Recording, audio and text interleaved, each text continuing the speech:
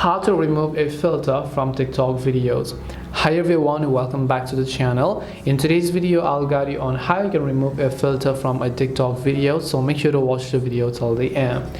If you want to remove filters from a TikTok video, let's say while you're uploading a video you just happen to apply a filter to a video on a gallery. So let me just go ahead and choose a random video just like this. Once I select this, if I want to apply filters to it, I'll just hit this option over here.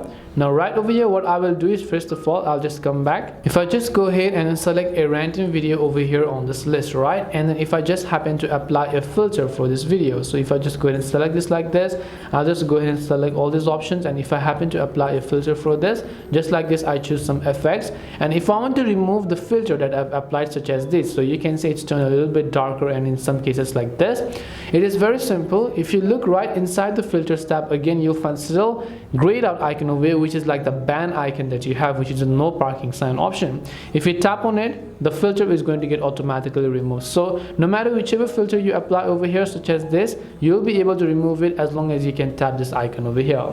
This way you can remove filter from TikTok video. Hope this video was very helpful. If you have got any questions, feel free to leave them down in the comment section. Thank you very much for watching, and see you soon in the next video.